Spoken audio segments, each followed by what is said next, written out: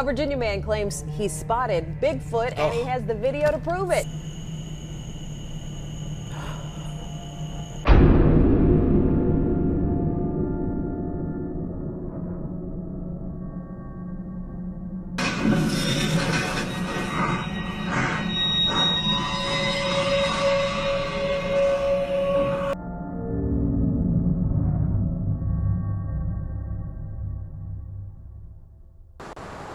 Oh my God!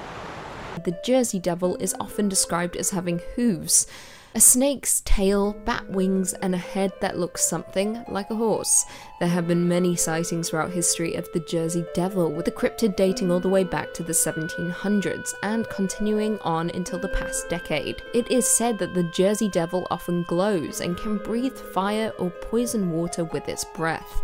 Throughout folklore, it is also known as the Leeds Devil, with local residents tracing its origins to a woman named Mother Leeds, the mistress of a British soldier who was suspected of being a witch. When she gave birth to her 13th child, she cursed it. The baby was born as a hairy creature and soon began terrorizing the town and its people, even eating children. Now, like I said, there have been many sightings throughout history. On July 27, 1937, an unknown animal with red eyes seen by residents of Downingtown, Pennsylvania, was compared to the Jersey Devil by a reporter for the Pennsylvania Bulletin of July 28, 1937. In 1951, a group of Gibbstown, New Jersey boys claimed to have seen a monster matching the devil's description, and claims of a corpse matching the Jersey Devil's description arose in 1957. Now, many choose to ignore the Jersey Devil, with it thought to be an undiscovered species of animal, generally classified as living pre-pterodactyl. Coming in at number 4, we have Yowie. Yowie, also known as Yahoo, Yori, Hairy Man, or Yahoo, is a fanged humanoid creature or great ape featured in Aboriginal mythology along with Australian raptors or Burrinjaw. It is considered to be the Australian Bigfoot and contains many primate-like features, indicating that it is an undiscovered species of great ape. Yowie is described as being one of the most aggressive Sasquatch species and has been reported ripping the heads off of kangaroos and dogs. In the past, it has been described to be around 7 to 9 feet tall, with a large red mouth and talon-like claws, according to Aboriginal legends. It is also noted as having 2 large fang-like canines, which distinguish the Yowie from the other Bigfoot species. There are around 140 placental mammals known to exist in Australia, most belonging to the order Chiroptera and Rodentia. Some cryptozoologists theorize that the Yowie could be some form of bipedal marsupial, such as a descendant of the New Guinea Hulutherium. Coming in at number 3, we have Mongolian death worm. The Mongolian death worm, also known as its native name, Olgoi korakoi, meaning intestine worm, due to its red blood-like color and size, which is the size of an intestine. It has often been described as around 2 to 7 feet long and possesses the ability to spit out a corrosive yellow saliva and generate blasts of electricity. Mongolian nomads believe the giant worm covers its prey with an acidic substance that turns everything a corroded yellow color. Legend has it that as a creature begins to attack, it raises half of its body out of the sand and starts to inflate until it explodes, releasing the lethal poison all over the victim. It is said that the livestock and humans are its main prey, and because Mongolia had been under Soviet control until 1990, there is very little known about the cryptid. Nobody is entirely sure what the worm actually is, with some experts claiming it to be fake due to the Gobi Desert being too hot an area for annelids to survive. Some have suggested it might be a skink, but they are said to have little legs and scaly skin, whereas witness accounts have specified that the worm is limbless and smooth-bodied. In 2005, an expedition from the Center for Fortean Zoology crossed 1,000 miles of the Gobi on the track of the death worm. They concluded it was likely a large unknown type of worm lizard, and the powers that were attributed to it were apocryphal. Coming in at number 2, we have Ahul.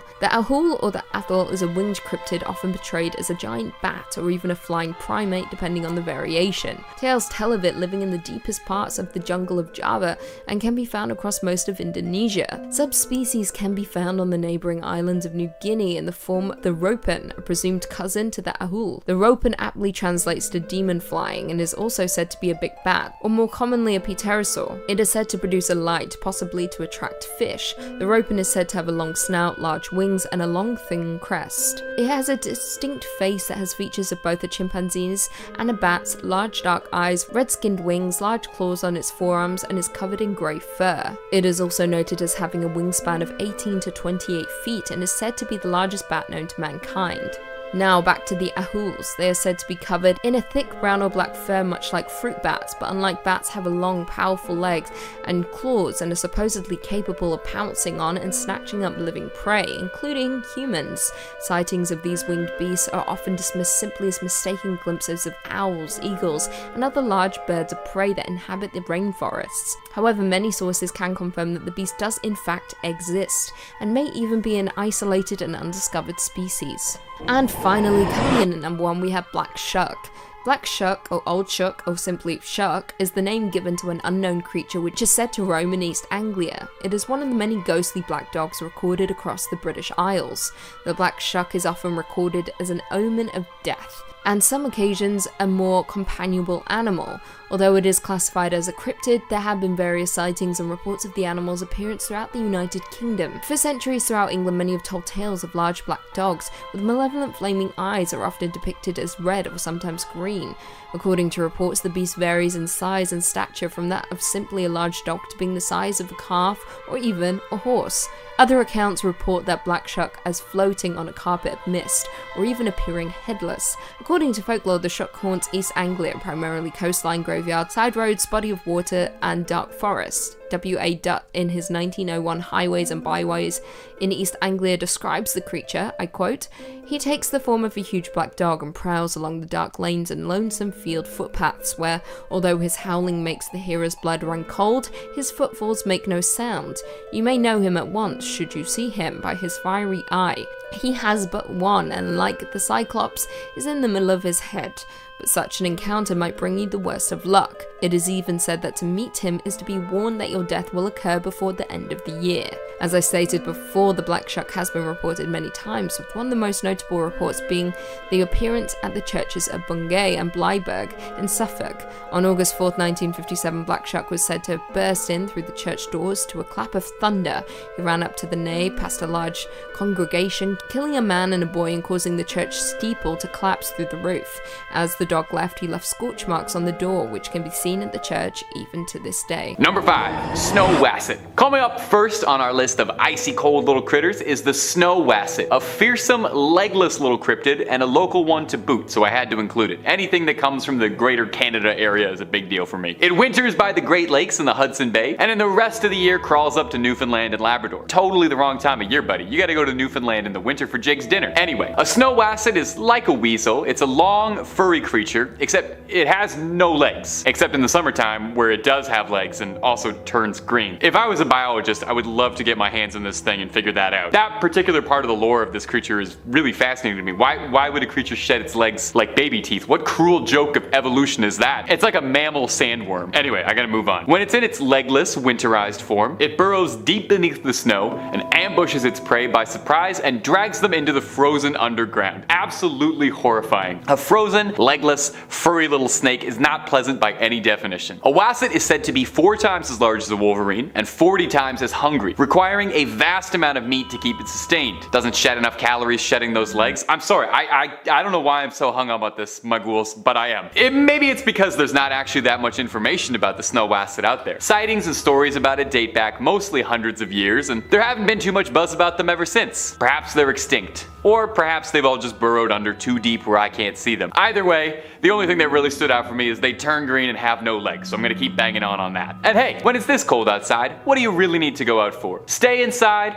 order some food, turn the heat up, and keep watching Top 5 Scary for the rest of the night. And while you're there, maybe think about tossing a subscribe your way if it's not too much trouble. Number 4, the Nuckelavee. Coming up next on this list is the Nuckelavee, a cryptid that I had never heard of before researching for this video, so I hope it's new to you too and you get to learn something cool. The Nuckelavee is an old Nordic myth, a demon of the sea appearing as a horrifying demonic, part horse, part man, part thing hybrid. Seriously, this thing is disgusting. It looks like somebody glued a bunch of leftover horse parts and man parts together, and it's completely skinless, leaving its exposed flesh to all the elements to see. Kinda looks like one of those behind the scenes video of of how they make McDonald's chicken nuggets, you know? The Nuckelavee is said to be trapped in the sea during the warmer months of the year, and then come winter is set free to wreak all kinds of havoc. This thing is pure evil, destroys just by breathing. The horsey head part emits toxic fumes just by opening its wretched maw, and this vapor causes crops to wilt, people to fall ill, and drought soon follows after. I see why they keep this thing locked up for most of the year, because it kind of sounds like a royal nuisance. It's thought that the Nuckelavee was first created by old Nordic storytellers as a way of rationalizing and explaining away things like drought and plague destroying the harvest. It's much easier to put a face to your problems, and when that problem is a wretched flayed horseman, it's easy to get angry at that. When stories of the Nuckelavee were told, it was thought to be so evil that its name was always said in a hushed whisper for fears of speaking too loudly of it could attract its attention. Oh, I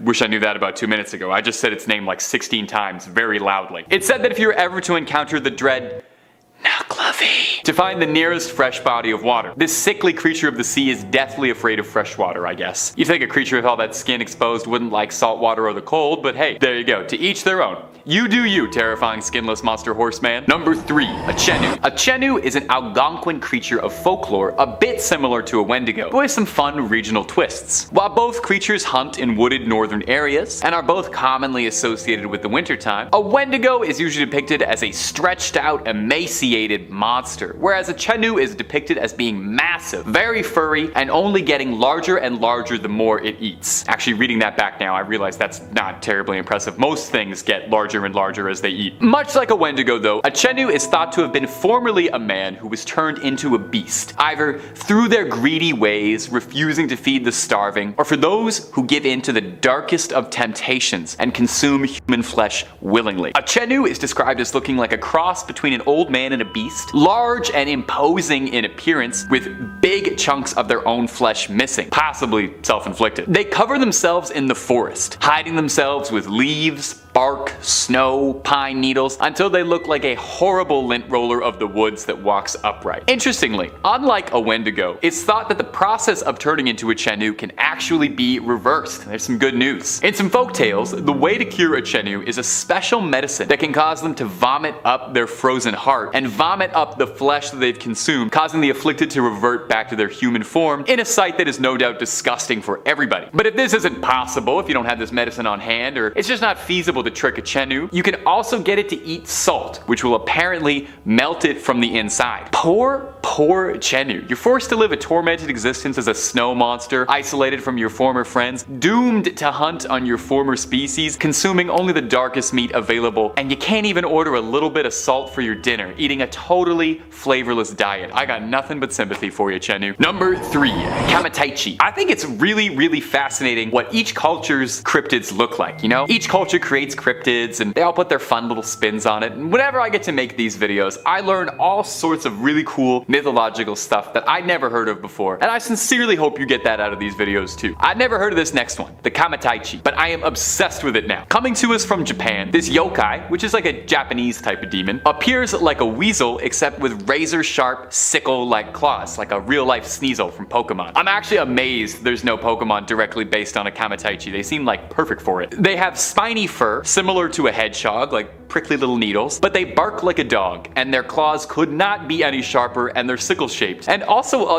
lot of depictions of them are downright adorable. These funny little creatures are extremely lightweight and have learned how to ride the currents of the wind to travel. They honestly sound kind of like radical in like a California surfer way. The legends of the Kamataichi come out of the Chubu region of Japan, when vicious cold winds were so powerful they would cut people down directly. And these legends would take the form of the spirit called the Kamataichi, which was the winds themselves as this furry little miscreant. It would attack at your legs, causing you to fall down, exposed and helpless, while it sucked at your blood. It's said that no blood occurs from their woundings because of this, as a Kamataichi moves so quickly and sucks it all up. That's almost considerate of it, doesn't leave a stain. These creatures move so quickly, and they're so good at hiding, that they're apparently completely invisible to the naked eye, appearing as nothing more than a sharp, freezing wind on your skin. Amusingly, there's some debate as to whether or not a Kamataichi's true origin is actually nothing more than a silly pun. There's a stance samurai would use called a kamaitachi, translating loosely to sword stance, which would explain You know, it's a sharp thing.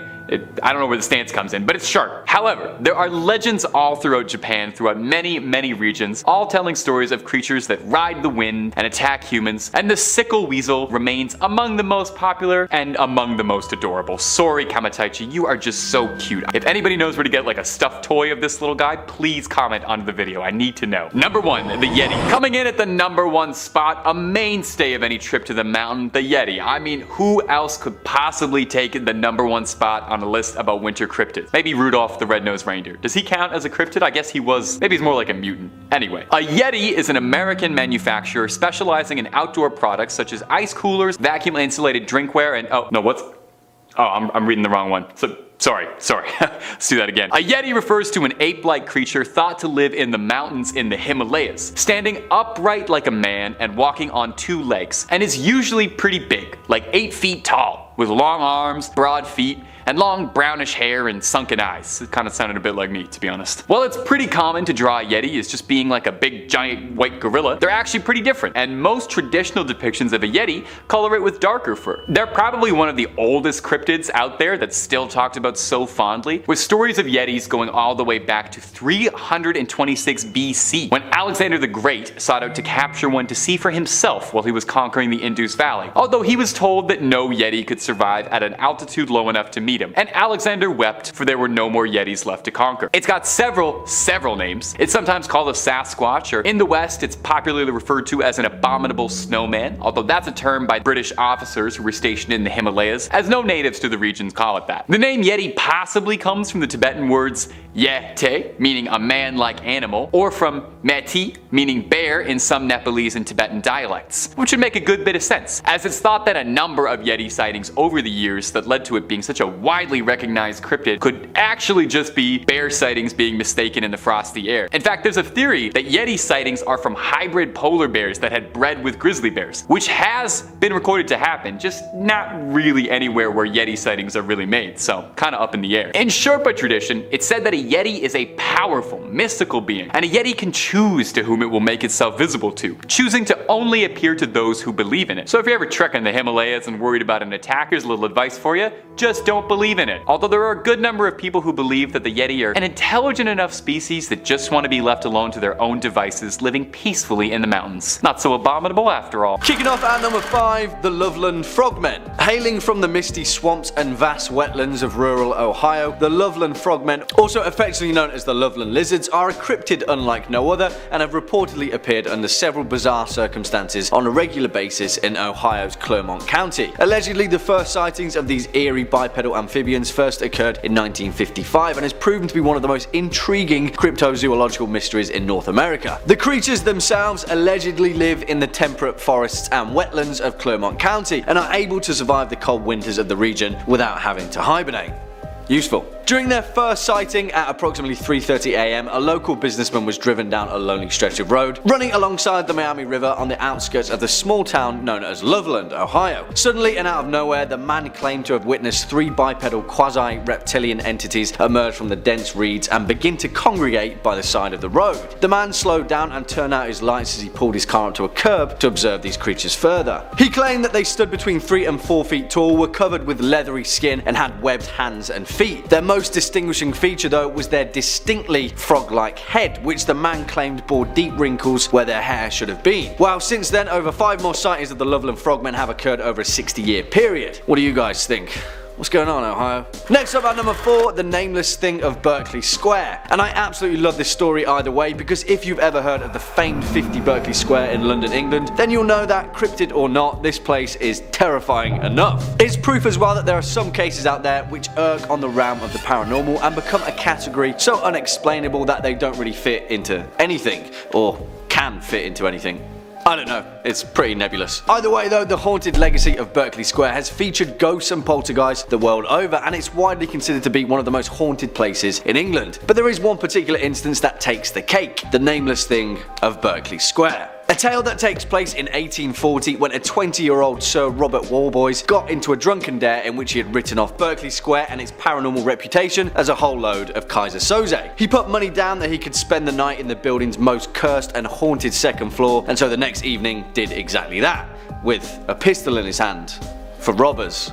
I guess, and a makeshift pulley line attached to a bell in case he saw anything out of the ordinary. He drank a whole load of courage and tried to get some shut-eye, but well, of course, young Bobby Warboy's story cuts out there when the landlord was awoken by the bell ringing incessantly and ran upstairs to check on him. He found Robert Warboys dead as a doornail, slouched in the corner with his eyes bulging in terror. Legend has it that the landlord witnessed an amorphous, shadowy form with slime oozing from it, claws and tentacles and all dripping from its form, suddenly slink back into the shadows of the corner of the room and disappear. And since then, tales of the nameless thing of Berkeley Square are more common than any of us would actually like. Swinging in at number 3, the Kinderhook Blob, which is just a great name, really, isn't it? And if I'm being honest, the legend of the Kinderhook Blob is exactly what cryptid tales are made of, so strap in. It's sometime in 1962 New York, and on 6 separate occasions, multiple witnesses encountered a floating, mysterious blob-like creature that was so terrifying in its form that 2 men armed with shotguns fled in terror. The initial encounter was from a 10-year-old boy named Hallenbeck and his 7-year-old cousin Chari. They were playing in the dense woods nearby their house when all of a sudden they both heard this really high-pitched whistle noise, and suddenly, from behind a nearby pine tree, they witnessed a white amorphous object appear in full view, which slowly began writhing toward them. On 5 more occasions, which insanely would happen over the next 12 years, all the way until 1978, dozens of eyewitnesses would explain in vivid detail similar accounts of an amorphous white blob-like creature that would emerge from the woods, often attaching its tendrils to trees whilst incessantly making its way towards its victims, causing them to flee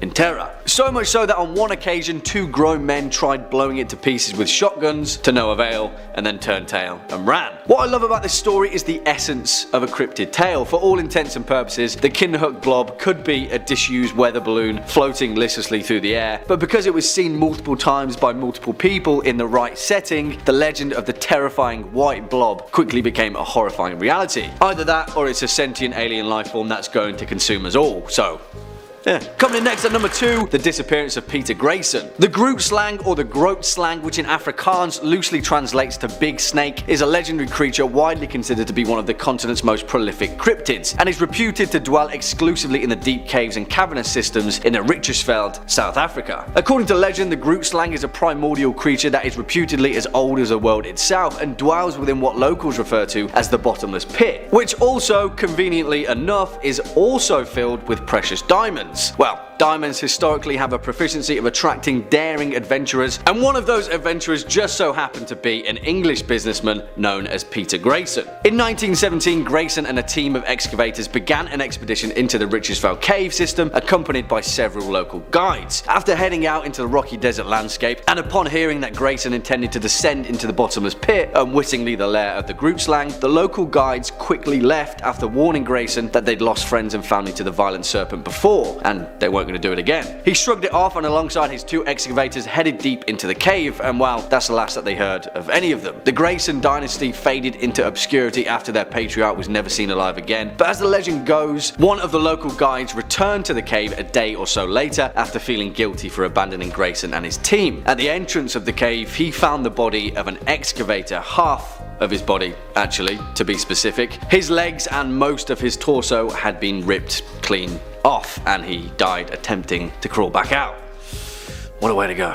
And finally, coming in at our number 1 spot, the legend of Yuri Grando. And I just have to tell this cryptid story because it's one of my favourites, and it's also considered to be one of the first historical instances of vampirism. As the legend goes, Yuri Grando Eljevic was a villager and poor peasant from the region of Istria, which now makes up modern-day Croatia. Historically, he was referred to as a strigoi, strigon or strigun, a local word for something that resembles a vampire and a warlock. Sometime around 1656, Yuri died due to an unknown illness, but according to legend, he regularly returned from the grave at night as a vampire to terrorize his village until his decapitation in 1672. The legend tells that for 16 years after his death, Yuri would rise from his grave by night and terrorize the village. The village priest Giorgio, who had buried Yuri 16 years previously, discovered that at night somebody would knock on the doors around the village, and on whichever door he knocked, someone from that house would die within the next few days. Eventually, the villagers rallied after witnesses saw the corpse of Yuri roaming the streets, and led by the town's mayor, chased and tried to kill him with a hawthorn stick, but failed to pierce his supernatural flesh. The next night, 9 people went to the graveyard and dug up Yuri's coffin, finding a perfectly preserved corpse with a smile on its face. It was Yuri with pristine white flesh and no signs of decomposition. They tried to stake him once more, but witnesses noted that the stick would not penetrate its flesh. Eventually, the villagers were so terrified and kind of fed up with his vampire antics that a brave villager known as Stepan Milicic took a saw and decapitated the corpse. As soon as it tore Yuri's skin, the vampire screamed and blood began gushing from the cut. Allegedly, a man that was presumed dead for 16 years. Yeah. That one's pretty worrying, right? Kicking off at number 5, the Silver Woman. And this story comes from a police motorway patrol woman from Portsmouth, England, who explains that her career regularly confronts her with situations that are both bizarre and unnerving. But this one kind of takes the cake. On the 25th of November around 6:30 PM during a routine speed camera set up in the Portsmouth city centre, her speed trap began picking up random tracings of non-existent objects in pitch black darkness, hurtling past her vehicle at around 30 to 40 miles per hour. Now, I know what you might be thinking, the device was obviously malfunctioning, but that wasn't the case, and our police officer had already thought of that. She trained the camera manually back onto the road surface to see what had been picked up, and she was shocked to discover that on the screen was what could only be described as humanoid figures running up and down the street at about 40 feet ahead of the vehicle. Strangely enough, they seemed to have a silver appearance to them, almost shimmering and translucent. She looked out of the window and again, nothing was there, but when she looked back at the screen, about 10 feet away from the vehicle was one of the same silvery entities standing motionless, facing away from the van, hulking and breathing in a strange fashion, as if they were weighing up taking on the police officer. What were they? Well, we'll never know, and when she played the tape back for her fellow officers, the silvery entities were nowhere to be seen. Yeah, I've got no clue about this one. Coming in at number 4, the folk monster. Now, Bigfoot is obviously the heavy hitter of the cryptid world. People have devoted their entire lives to hunting down the elusive mountain creature, stretching all the way across the wildlands of North America, as well as similar instances across the planet. But there is one little town in America that seems to be the hotspot for these sightings: Folk, Arkansas, and in 1971 it became the scene of its most terrifying legend. Meet Bobby Ford, a man who vehemently claims he's seen Bigfoot, or a version of it, describing it as 7 feet tall, ridiculously fast and covered in long brown hair. And he saw it up close and personal. It was a Saturday when Bobby and his brother were out hunting a short distance from their rural home when they heard screams in the distance. Bobby's wife, Elizabeth Ford, was frozen in horror when a creature reached through the front window, massive and hairy with glowing red eyes that made no sound except for heavy breathing.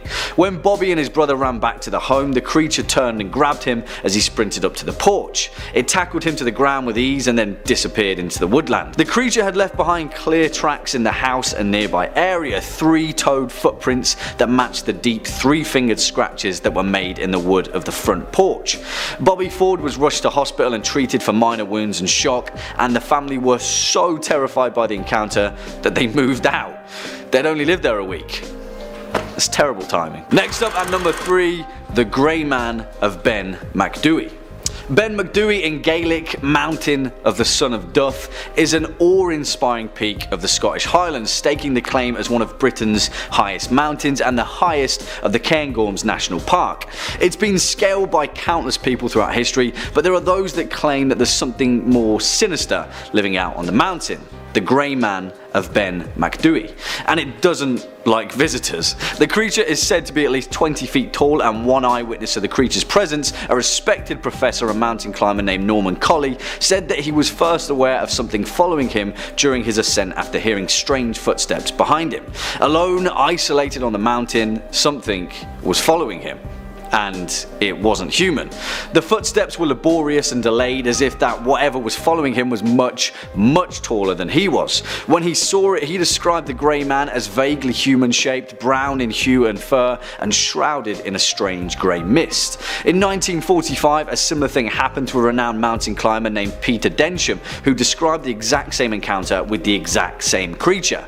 Again, in 1958, the Scots magazine wrote of a similar account from naturalist Alexander Tunion, who who this time found himself armed with a rifle and fired several rounds into the grey man. He thought he'd hit it, whatever it was, but after trekking over through the snow, found no sign of the creature. It vanished away like fog rolling across a mountain, and the mystery of the grey man of Ben McDewey remains unsolved. Swinging in at number 2, the Cabbagetown Tunnel Monster, which is an urban legend from my current stomping grounds of Toronto, Ontario, that is grounded in such bizarre circumstances that it remains a warning not to go wandering through the dark tunnels of downtown Toronto. I'm talking about the path. Ever. Don't go there. In 1978, in the eastern Cabbagetown district of Toronto, a 51-year-old man known as Ernest had a terrifying encounter in the network of tunnels that sprawl beneath the city. He had been out searching the neighborhood for a missing kitten that him and his wife had been raising when he stumbled across a tunnel entrance and decided to explore. After venturing 10 feet into the gloom, Ernest suddenly came across a creature that looked somewhat like a long, thin monkey, around 3 feet in height, with large teeth and covered in grey fur.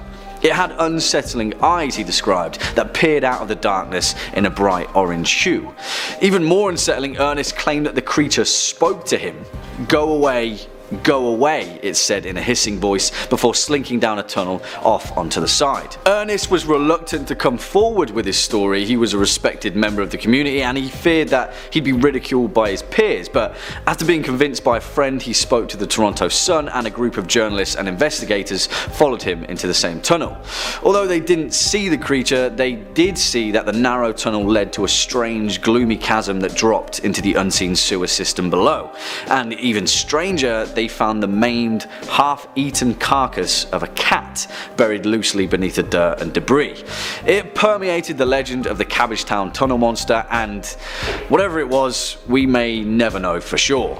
Just stay away. And finally, our number 1 spot, the Jersey Devil.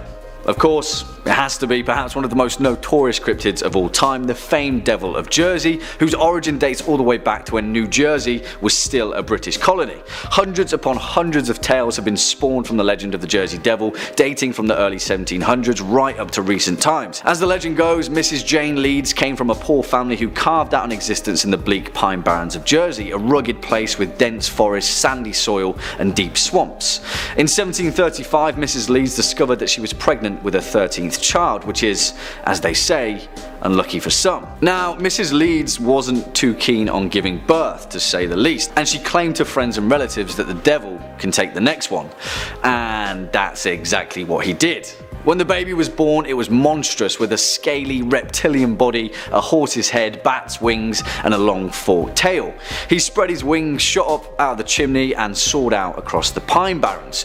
The legend of the Jersey Devil was born. Now, whatever you think of this cryptid, truth, or urban legend, it's the frequency that the Jersey Devil appears in contemporary folklore that is important. Hundreds of people have reported sightings of a strange, bat-like creature with wings and a forked tail, flapping its wings across the pine barrens and cackling into the night.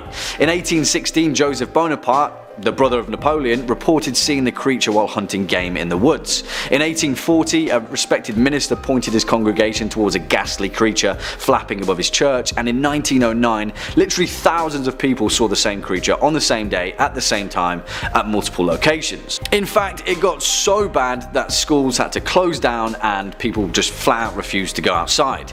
And still, to this day, New Jersey natives will warn you to tread carefully in the pine barrens. Number 5, the Fresno Nightcrawlers. Starting off the list is going to be my favorite cryptids in the whole wide world, the Fresno Nightcrawler. If you've never seen footage of them, it's going to change your life. Look at them. Look at the way they stride around like a pair of pants that came to life. These things are the absolute perfect cryptid to me. There's never been a story of them hurting anything or anyone. There's no livestock that goes missing when the Nightcrawlers are around. It's just some chill dudes going for a late night stroll. I can really get down with the lifestyle that the Fresno Nightcrawlers are about. The Nightcrawlers were first spotted in Fresno, California, which makes a lot of sense why they're called that. They've been mostly spotted in California almost exclusively, a couple times, save for one reported sighting in Poland, so must have been a pretty long walk they were going on. The first recorded sighting was by a man in Fresno named Jose, who claimed that during the night he heard his dogs freaking out at something outside. He went to go see what his dogs were making so much noise about, and through a security camera system in his home, he saw the two little crawlers making their way around. He woke up his brother to come watch the footage as well, but by the time he'd awoken, the creature was already gone. The next next morning, they called in investigators to inspect the lawn and the footage, but there was absolutely no trace of anything. No footprints, no spots, nothing. All they had was grainy CCTV footage of the night crawlers making their way down the lawn. Since their sighting, there's been endless debate as to just what the night crawlers are. Some suspect spirits or ghosts because they do look kind of spectral in the video, but a number of people have also put forward the idea that the night crawlers could be visitors from another world. They don't look like anything on this planet, so maybe they came down. Who's to say? The only person who can truly decide is you. And hey, if you want to see loads more videos of things what might be cryptids or what might be aliens, then you already know the vibe. It's Top 5 Scary. We got more videos of cryptids and aliens that you could ever watch, but you're welcome to try. Stay subscribed and don't miss a scream. Number 4.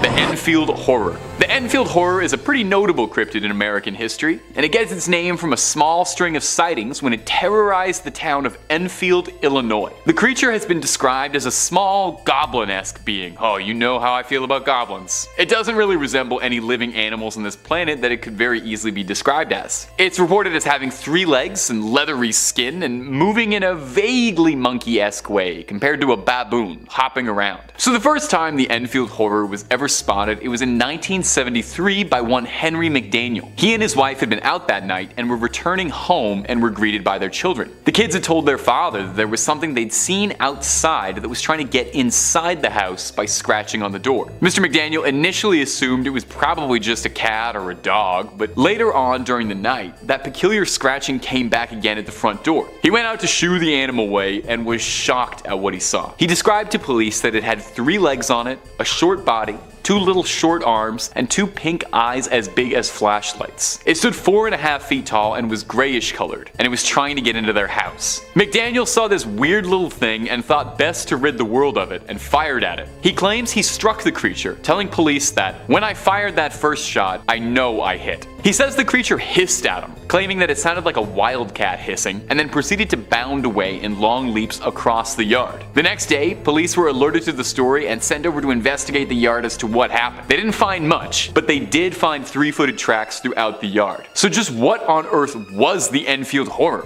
Or is that the operative word? Was it of this earth? Could it have been some animal that had lost a leg and was injured limping around? Or is it something that had slipped out of an enclosure from a UFO and was hopping around our planet looking for a new meal? Coming in at number 3 is the chupacabra, one of the most famous cryptids maybe ever in urban folklore. For those somehow not in the know, the chupacabra is often thought to be a canid-like monster and is purportedly responsible for disappearances of livestock, predominantly throughout Mexico and the American Southwest, but also propping up in places like Puerto Rico. You know, a chupacabra has been around whenever you find that your livestock has either gone missing or is found dead with all its blood sucked right out. This is actually where the name comes from. While most depictions of the chupacabra almost always define it as being a coyote-like creature, albeit a twisted, mangled-looking one, usually described as a totally hairless dog with beady black eyes and a sleek figure. There are some stories and sightings of chupacabras that describe it as being more like a demon or an alien,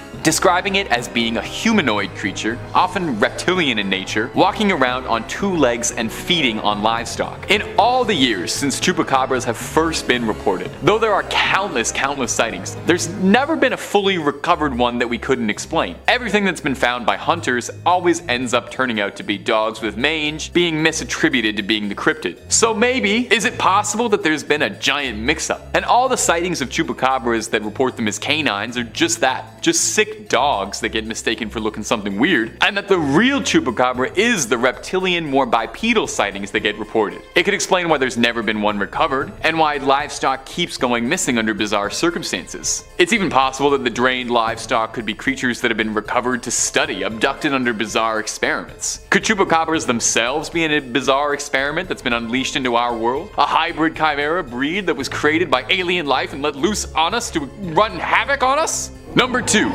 The Dover Demon. The Dover Demon looks outright like an alien, maybe more so than anything else on this list. Its description describes it as a pale, naked, leathery creature with a giant watermelon-esque head and no discernible facial features outside of 2 gigantic eyes. Kinda looks like Roger from American Dad. It looks like the exact depiction of a little gray man. The first ever sighting of the Dover Demon was in 1977 in the small town of Dover, Massachusetts. One Bill Bartlett was driving down the road with his friends late at night. until they saw something bizarre creeping along a low wall of loose stones on the side of the road. Initially, Bartlett assumed that it was just a cat, one of the most often mistaken creatures for cryptids. But as the headlights shone on it, he realized it wasn't like anything he had ever seen. The creature slowly looked up to stare at him, and he described it as having peach-colored skin with a rough texture akin to sandpaper. Not long after initially seeing the Dover demon, it disappeared almost into thin air. The creature vanished. It's been wondered, actually, by cryptozoologists after this sighting if perhaps the creature had some sort of camouflage ability or some sort of transportation ability even. Given the extreme resemblance to little greys, the alien most commonly described as being the ones responsible for most abductions, could it be possible that the Dover demon was something scouting out, a creature looking out from above the stars? Could that possibly explain why the creature was able to vanish so quickly? Was it just a remarkably sneaky little fella? Or is it possible that it was technologically advanced in some way or being backed up by someone else who beamed it on back to whatever ship it came from? And finally, at our #1 spot is the Flatwoods Monster, a creature that has long since thought to be alien in origin and not a cryptid as some have said. The Flatwoods Monster was first sighted in West Virginia because of course it was. Everything creepy is in West Virginia. West Virginia is nothing but beautiful, the most picturesque mountains you've ever seen in your life, and horrifying monsters all the way down. John Denver forgot to tell you that part in them songs. The Flatwood Monster was described as being 10 feet tall and roughly 4 feet wide. It's described as being more mechanical in nature than it is organic, kind of a Darth Vader deal going on. Its most notable feature is its giant head with 2 gigantic glowing eyes, described as either bright red or bright green depending on who's telling the story, and it's got a giant cowl in the shape of a spade behind this big orb, making it look like a big weird alien vampire. Its body was armored with thick vertical pipes, and it's got spindly little arms. The first ever sighting of the Flatwood Monster was in the 50s, 1952 to be specific. 3 boys saw something flailing out of the sky, hitting the ground nearby. The boys went home, and one of them told their mother that they thought they'd seen something fall from the sky, maybe an asteroid, and they wanted some help to go check it out. Always a good idea to ask permission from your mom first if you're gonna go check out an alien. Stranger Things kids would have saved themselves so much trouble if they did that. They gathered a small search party together,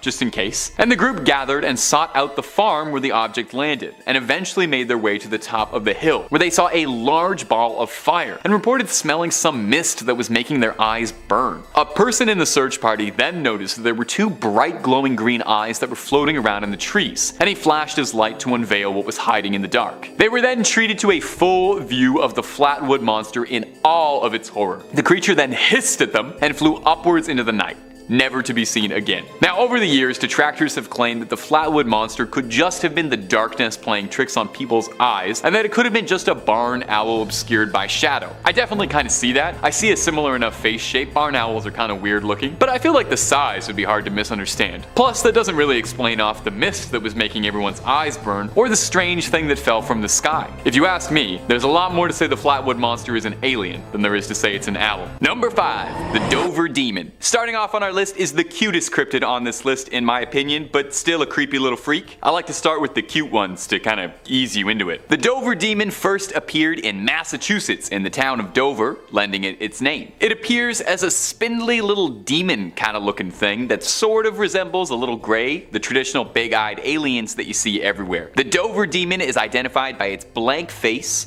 its red glowing eyes, and its hunched quadruped stature. The Dover Demon was first recorded in the late 1970s, discovered by 3 teenagers who were driving through Mass when they saw something bizarre being lit up by their headlights. Initially, they didn't think too much of it until they noticed that the creature in front of them looked more like a human than it did an animal. The driver, one Bill Bartlett, described the creature as resembling a baby with elongated arms, tan, sandpaper-like skin, which was coarse looking, and no nose, ears, or mouth to speak of on its bulbous, enlarged head. Bartlett claims that he only got a good look at it for a few seconds before it vanished off into the night. Now, there are some who speculate that the Dover Demon is capable of rendering itself invisible, or camouflaging itself because of the description of this story, and that during daylight it prefers to hide itself in the trees of Dover. Now, bizarrely, I think some skeptics write off the Dover Demon by claiming it was just a baby moose being seen at an odd angle or under strange conditions. And I don't know if I really buy that. I've never seen a baby moose at night in headlights, but I have seen a baby moose. moose. They would have a bulbous head or front-facing eyes, and a baby moose doesn't have that, so I don't know if it's all that. A more pressing question, I think, is if the Dover demon is a cryptid, or perhaps a visitor from another planet, because it does look a lot like the descriptions of the little grays. Now there's a bigger philosophical question there. Are aliens cryptid? Let me know about that in the comments below. And if you like hearing stories about cryptids and aliens, well, I have some great news, my friend. We got loads of cryptid videos on the channel, so get comfy, click through the playlists, and stay subscribed for something new every day. Number 4, Goatman. Up next on our list of cryptids that'll keep you from sleeping is Maryland's own Goatman. Now he might look like Mr. Tumnus, but he isn't going to take you to Narnia anytime soon, and there'll be no Turkish delight in your future. Appearing as a half-human, satiric hybrid, the Goatman is thought to roam around Maryland, but he's been sighted in Louisiana and Texas as well. You know, perhaps he gets bored, perhaps he was taking a tour. The Goatman is said to carry a hatchet with him, and not for hacking any lumber. He's been said to be responsible for missing animals around the wooded areas in Maryland. Now there's a pretty good historical precedent for goats involved in mythology, with satyrs as a mythical historical cryptid, and goats have been associated with Satan and demons for generations. But the Goatman himself has got a pretty rich history in Maryland folklore. Depending on who you ask, he's either just a cryptid goat man who wanders the woods, or if that's not satisfying enough for you, one particularly colorful origin for the goat man is that it's the product of a mad scientist's experiment who was experimenting with goats, and when it went astray, the goat man broke loose and started attacking passersby with an axe. I really like this one, and I choose to believe it's 100% factual. The goat man is a pretty popular folk story with teenagers, with urban legends describing the beast hunting down those who are looking to spend a little quality time at Lover's Lane. It's said he'll come and bleat ya. Bleat, like beat. It's a goat pun. It was pretty bad. Do goats do that, or is this sheep? I'm not sure. You know what? I shouldn't be practicing here. We're gonna move on from this. The Goatman still hasn't been seen as much in recent years, and I sincerely hope that he's still out there. Number 3, Qualpalic. The Qualpalic, or the Qualipiluit, is an indigenous cryptid, with most stories emanating from Nunavut, Canada, and Alaska in the United States. The Qualpalic is described as appearing vaguely humanoid, but having scaly and bumpy skin, and long, stringy, disgusting black hair. They are described as being disgustingly ugly and that they reek of sulfur, and I think it's worth noting that you cannot find a single artist's depiction of these things that don't make them just look like vomitatiously gross. Interestingly, the creature is predominantly described as being a female monster, although some local variations of the stories exist where it is described as a male creature, but most tales revolving it describe it as a lady monster. The Qualpalic is a bit of an icy boogeyman, snatching up children who misbehave, waiting around thin ice to crack up and drag those children down into freezing cold water. It's thought that the origin of this creature was first told as a story for practical purposes, as a pretty good way to get kids to not walk on thin ice is to tell them that they'll be grabbed by a gross ice demon. Allegedly, when they grab a child, they stuff them inside their leather burlap sacks, then scurry back downwards into the water. It's said that you can hear a knocking under the ice as a last warning that they're about to strike. Now maybe this is just a personal experience I had, and maybe some of you also had this as a little kid, but I was read a children's book called A Promise is a Promise, a Robert Munsch classic, that featured a Qualpalic as a villain that was trying to get a little girl to bring her younger siblings to the Qualpalic as a little snack, and it terrified me so much. I didn't even live anywhere near thin ice and I was scared about it. It scared me bad. Wiry black hair and sunken little eyes got me. Maybe it's not relatable at all, but I thought I would share that. I definitely didn't spend any time near thin ice afterwards. Number 2, the Jersey Devil. The Jersey Devil is a fairly popular cryptid and has been subject to all sorts of sightings and stories since the early 1700s. And I bet you can't guess where it usually shows up. That's right. California. Nope, New Jersey. The Jersey Devil is commonly described as manifesting itself as a chimeric creature with a horse's head, bat wings, a snake-like tail, and hooves. There's an interesting folktale that says that the Jersey Devil was brought into our world when a woman was stressed out over her 13th pregnancy. Good lord, yeah, I would be too at my 13th pregnancy. Okay. She was nervous because apparently this pregnancy felt different, and I guess if she had 12 others, she'd really know. She said that she felt like the baby that was inside her was the devil. When she was ready to deliver her little newborn, instead of a happy little baby, the Jersey Devil was born, flew out into the night, and then spent the next 250 years terrorizing the New Jersey swampland. The creature is deeply rooted in local folklore, and to be honest, it's kind of beloved around Jersey. It serves as the name for the New Jersey Devils, and it worms its way into all sorts of pop culture, games, movies, movies, TV, music, they love them over there. For years, there have been stories and sightings around New Jersey describing a kangaroo-like creature with glowing red eyes hunting on small animals in the surrounding areas, and lots of blurry photos of bizarre hybrid-looking creatures running around the countryside. There have even been hunts and bounties posted for the Jersey Devil with rewards for its capture. So is the Jersey Devil real, or just a beloved local legend? Number 1. The Hat Man. Rounding off our list is our most recent cryptid on this list, and a piece of modern folklore that is already making a lasting legacy. The Hat Man is a shadow person, or at least thought to be. Everyone who's seen the Hat Man has described almost the same thing exactly, most concerningly. A spindly, shadowy figure that appears to be wearing a hat. Sometimes a fedora, sometimes a top hat, but everyone describes him as wearing an old, out-of-date style, so you're not going to see him in a shadowy snapback anytime soon. He always appears fairly towering, and you can't see his face. It's obscured, or just not present, and the only thing you're truly able to make out are his pinprick red eyes poking out of the shadows watching you. Depending on who you ask based on the sightings, the Hat Man can be considered somewhat benign.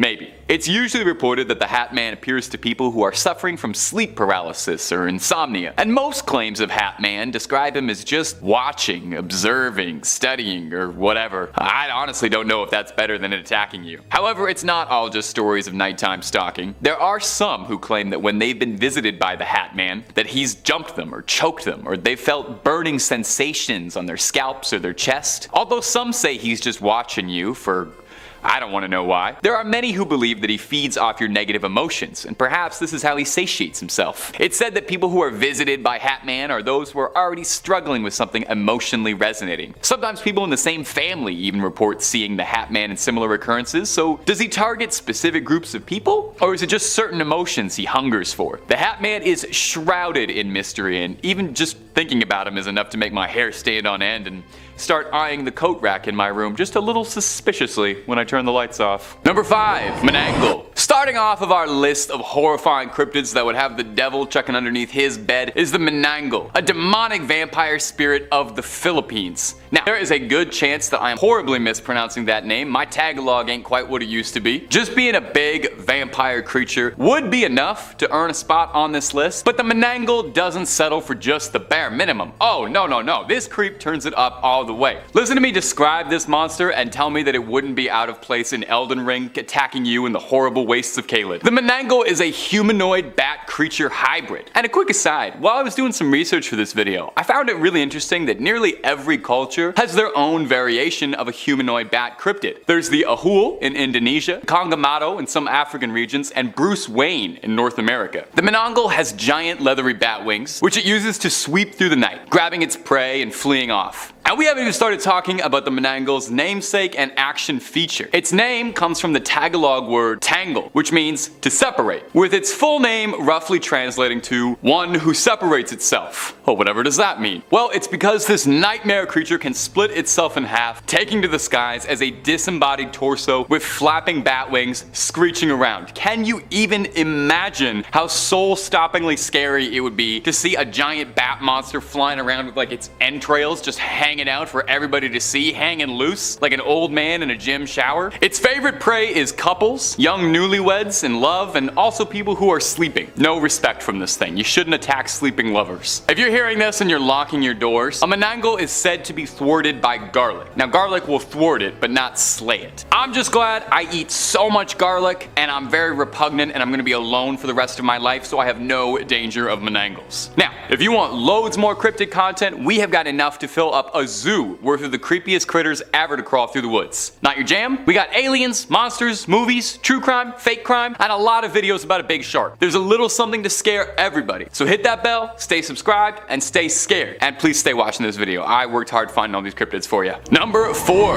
Joragumo. One of you delightful little ghouls in a previous video left a comment suggesting this one for me, and I thank you so much for putting me on the trail of this cryptid. I wouldn't have heard about it before, so shout out to the Phantom Spectator for this one. The Joragumo is a monster of Japanese folklore that's kind of like a succubus, but with a bit more of an arachnid twist. I can't say the name of what Joragumo translates to and stay within YouTube guidelines, but just know that it is extremely funny. I will give you a hint. Oldest profession spider. Ask your parents. Joragumo is considered a yokai, basically a Japanese demon. It's a powerful shapeshifter, maintaining the form of a beautiful young woman to seduce its prey and able to transform into a vicious spider to finish the job off. What's she like to eat? Well, she has more acquired tastes than flies and grasshoppers. The Jotagumo likes young, handsome men who are lonely and looking for love. When in her humanoid form, she'll seduce them, invite them back to her lair, and well, you can probably guess how it goes. The folklore behind Jotagumo is fascinating. In Edo period Japan, spiders were considered to be mythical creatures with alien abilities, which, I mean, come on, totally reasonable. And it was said that the older a spider gets, the more powerful and potent its abilities would become, kind of like a wizard. A Jotagumo is a spider that's lived for hundreds of years to be able to shapeshift, and she doesn't even look a day over 25, not bad. An old folktale tells the story of a woodcutter who fell in love with a woman he met at a waterfall. He visited her every day but grew weaker with each visit. A priest accompanied him one day, and when a spider thread reached out to the woodcutter, the priest yelled, warning the woodcutter that the woman he loved was a dreaded Jotagumo. Already ensnared by her spell, he persisted and ran towards the waterfall, where he was entangled in the web and never seen again. Number 3. The Beast of Exmoor. Whoa! With a name like the Beast of Exmoor, this thing's gotta be good, right? The Beast of Exmoor sounds like something you and a party of adventurers would set out to slay to restore peace and balance to Eternia. So what is the mighty Beast of Exmoor? Well, it's in Exmoor in the UK, which is a real place and not a fantasy castle, where it gets its name, and locals tell the story of a gigantic elusive cat. In the 80s, there were all sorts of stories and sightings of a massive cat being described as similar to a puma or a panther being spotted around the Exmoor area. A farmer around the area claimed that he had lost over 100 sheep in his care, and all of them lost in strange, unnervingly violent ways. Injuries that looked like a feral creature had mauled them. Skin peeled back, skulls crushed, throats cut. This grew the notoriety of the elusive creature, and where all these sightings come from. People would claim that they'd see this huge beast like a black leopard stalking the plains. In fact, it was theorized for a while that it was possible that the Beast of Exmoor was a cougar or another big cat that had been owned by some sort of exotic collector, not naming any particular reality TV big cat owners, that had either gotten loose or let out into the wild to roam free, wreaking absolute havoc on an otherwise sleepy countryside. The problem got so bad that the Daily Express, which admittedly is a gossip rag, offered a cash reward for anyone who could bring the body of the Beast of Exmoor. Unfortunately, Geralt of Rivia was preoccupied, so no one was able to take this deal up. In 2006, a Devon farmer noticed the bones of a puma on his estate, which is odd,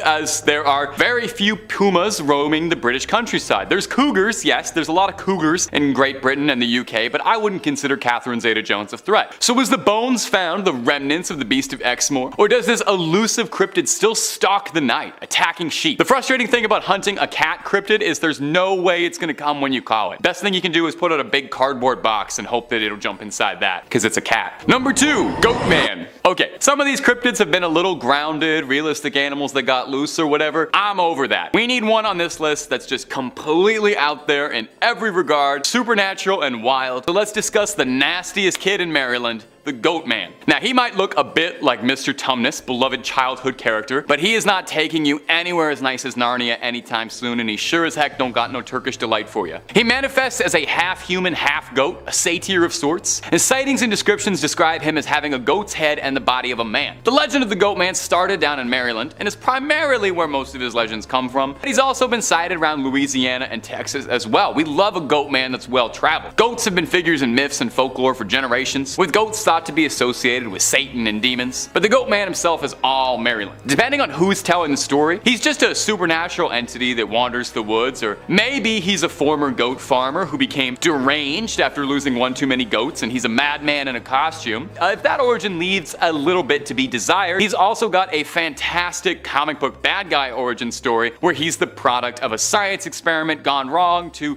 I don't know, merge a man with a goat, I guess. Anyway, he breaks out of the lab Stranger Things style and creeps through the woods, hatchet in hand, attacking passersby dare disturb his territory with an axe. The Goat Man was a fairly popular campfire story and urban legend through the 70s and 80s amongst teenagers, where the creature was said to haunt Lover's Lane, looking for canoodlers where he'd split up the action with a sharp axe like he's Jason Voorhees with a set of horns. For any of my Maryland viewers, shout out for me. Is Goat Man still a big deal? Do the kids still tell stories about him? I love this guy, so I am curious. Number 1, the Hat Man. Now, a lot of these entries and stories and cryptids have been told for generations over and over, so I think it's only fitting that I get with the times a little bit and we start talking about a modern cryptid. The Hat Man is the most recently talked about cryptid on this list, if you can call it that. Is cryptid the right word for a shadow person? I don't know, but it's my list, and if anyone wants to correct me, the Hat Man is welcome to come down to the studio. Interestingly, almost everyone who reports seeing this mysterious Hat Man describes it almost exactly the same way. A spindly, tall, shadowy figure that is wearing a hat, hence the name. Some people see a top hat, some see an old, like, newsman's fedora. Everyone says his attire is out of date by a century or two, so no new era fitted on this guy. You can't see his face at all, just shadows, and the only thing you can make out are his dead, pinprick eyes, shining red in contrast to the darkness of the rest of his physique. And he is watching you. Now, what does the Hat Man do besides checking in on you at night? People who report seeing him appear to be people who are suffering from sleep paralysis or insomnia, and most sightings or reports describe him as being benign, if not terrifying. Watching you, studying you, what have you. There are some, however, who claim that he's not just a visitor and he's a little more sinister than that. Some people tell stories of getting an appearance from the Hat Man and feeling choked or burning sensations on their scalps or chest, or just feeling like a general overwhelming terror and nausea, which I think is totally reasonable if there was a shadow demon in the corner of my room watching me. Now, some people who've seen him claim that he feeds off your emotions, and that the people who are visited by the Hat Man are those who are already struggling with something like great stress or mental illness, which is probably definitely not made better by a shadow demon. Sometimes people in the same family claim that they can see him. So what's he doing? Is he targeting specific people, or is it certain emotions that he hungers about? Thinking about him already is enough to make my hair stand on end and squint at the coat rack in my room when I turn the lights off. I think I'm gonna sleep with just the lights on tonight, just to, like, be safe and make sure my cats don't bump into anything or anything. Number 5, Mothman. We had to start with a classic. He was either gonna be number 5 or number 1, and I figured we'd get him out of the way first. He's maybe one of the most universally recognized and classic cryptids out there. He's West Virginia's unofficial mascot, and he's as beloved as the Appalachians and buckwheat pancakes. You've probably heard of Mothman a bunch before, but do you know his backstory? You know where his legends and his legacies start? Unless you're a West Virginia native, maybe not, so let's shed some light on the Mothman, because he would probably love that. You know, he's a moth, he's drawn to it. Most Mothman fans agree that his first reported sighting was in the 1960s, 1966 to be exact. The story goes that a young couple, one Roger and Linda Scarberry, had been driving around at night when they saw a large creature whose eyes were glowing red, standing at the side of the road near the site of an old World War II munitions plant. Linda described this as being 7 foot tall, muscular, with giant wings and nightmarish glowing red eyes. Upon being illuminated, the creature pursued them all the way to Point Pleasant. Now, one isolated sighting does not make a cryptid legend, so it was probably the repeated sightings that propelled our favorite moth into legend status. For the next few weeks, Virginians kept reporting sightings of a bizarre, large, bird-like creature with glowing red eyes. On December 15th, 1967, the Silver Bridge in West Virginia collapsed, with several locals conspiring that the Mothman was involved, and could be seen flying away from the crime scene. I always thought he was benevolent, just like a fun, I don't know, guy. I didn't know he did stuff like that. This is unwelcome news. Maybe it's just because we all like the idea of him so much. He does look weirdly cuddly, but Mothman is an absolutely beloved figure to West Virginia and cryptid fans all over. He's kind of larger than life, and it's easy to forget that the first initial sightings and reports of him was that he was a paranormal threat intent on harming humans, considering just how adorable he is now. He's got movies, stuffed toys, and even a festival in his hometown dedicated to celebrating our favorite freak. And if you're looking for more stories of freaks of nature, or the nature of freaks, stories too good to be true and stories too true to be good, well, we've got all of that and then some on Top 5 Scary. Click through, I guarantee you'll find something you like, and then subscribe and stay scared if you do. But hey, keep watching this video first because we got way more cryptids to get through before we hit the credits. Let's keep going. Number 4, the rougarou. Oh, that is so fun to say. Say that at home with me around. Rougarou. Oh, rolls off the tongue. Our next entry takes us deep into the swamps of Louisiana. Deep beneath the brush of the bayou, amidst all the flies, crawfish, toads, and gators, lies something sinister in the sunshiny Pelican State. Alright, I'll knock that off. I won't do that for the rest of the video. I won't torture you. The rougarou is a centuries-old cryptid, a more Cajun answer to the werewolf. The name rougarou actually is a direct link from the French word for werewolf, loup-garou, shifting over time. If you L to an R if you can hear it there, I don't know. My accent's not great. The history of the rougarou can vary greatly, with differing legends and conflicting fables telling different stories of the beast's origins or motives, but it can all be traced all the way back to medieval France. Back in those days, a lot could go wrong. Lost crops, your livestock goes missing, your children go missing, your house burns down, all your investments in cryptocurrency go up in smoke and all your apes get stolen. Any number of terrible things could happen to a French medieval peasant. And when that would happen, instead of cursing out or lashing out at the sky, you would blame the rougarou for your troubles. It's very easy to pin all your problems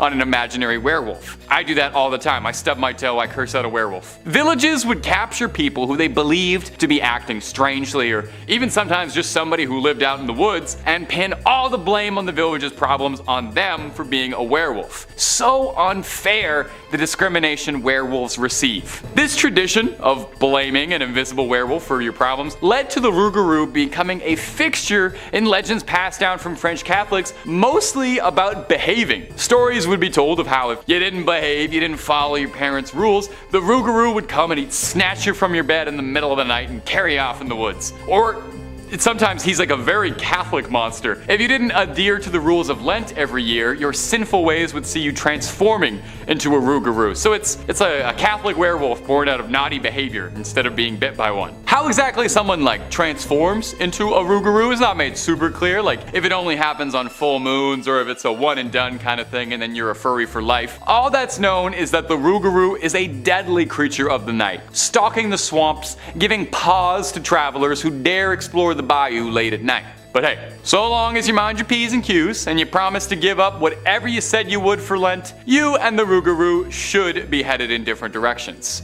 Hopefully. Number 3, Skinwalkers. This one is a very popular cryptid online, and you've probably heard a great deal about them before if you're a fan of this kind of thing. But the term does kind of get thrown around a lot and ends up describing all sorts of things that might not be super accurate. So let's take a look at examining some of the history of the legend and where it stems from. Skinwalkers are apparently like really viral on TikTok. I wouldn't know, I gotta be honest, I try to really limit how much time I'm on that. The Skinwalker is a creature of Navajo legend where it's referred to as a Yi-Naldushi, and please forgive me if that's pronounced incorrectly. It translates to, by means of it, it goes on all fours, referring to their tendency to walk like an animal. Navajo witches and skinwalkers go against traditional Navajo values and are seen as the antithesis of their core beliefs. As well, it's worth adding, legends of skinwalkers and Navajo witches are not particularly well known or well told outside of indigenous communities, and some indigenous advocates and groups are not the biggest fan of their folklore and cultural history being made into fodder for ghost stories. Animals commonly associated with skinwalkers are coyotes, wolves, foxes, eagles, owls, or crows, but skinwalkers are said to be able to have the power to assume the form of any animal they see fit. Now, a variation of the legend surrounding the creature is that they're able to extend this ability to taking the face of a human victim, which is extremely scary. Some legends say that skinwalkers gain power from a victim's fear and that they prey on those who are afraid. And some state that looking into the eyes of one will cause your body to seize up, overtaken by the fear, where it will then attack you. On TikTok, as I've come to understand from some very intensive research and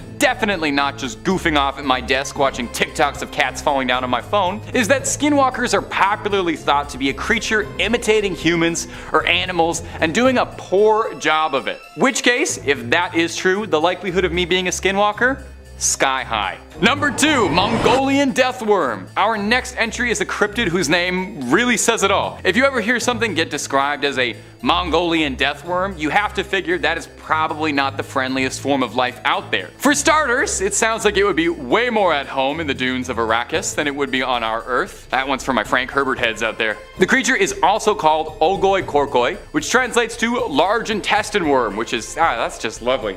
appetizing. It allegedly lives in the Gobi Desert, has been evading hunters since the 20s when it first rose to prominence. A paleontologist and author going by the name of Roy Chapman Andrew recounted a story he'd heard at a gathering with several Mongolian officials, where they all talked of the worm at great length. Now, no one among them could claim to have actually seen it, but everyone firmly believed in its existence. In this book, he describes the worm as being about 2 feet long, with no head or limbs to speak of, and has such poisonous skin that direct contact is enough to have you buying the farm. It's described as well as having a sprayable venom and an electric discharge. You should probably see a doctor for that. It burrows underground, only coming up to the surface to hunt and eat, presumably. In 1990, Czechoslovakian cryptozoologist, and wow, that's a mouthful, Ivan Mackerel led a team to try and find the creature in the Gobi Desert. This I love so much because Dune is my favorite book. They use the same technique that the Fremen of Arrakis use to try and find these worms that the Fremen used to deal with the sandworms. They used a rhythmic thumping made from a motor-driven thumper to try and summon the creature out of possible hiding spots. They never found the fabled worm, and that's because they weren't taking spice, so they couldn't see properly. So either it was just a dream, or the thing is very, very good at hiding. And I think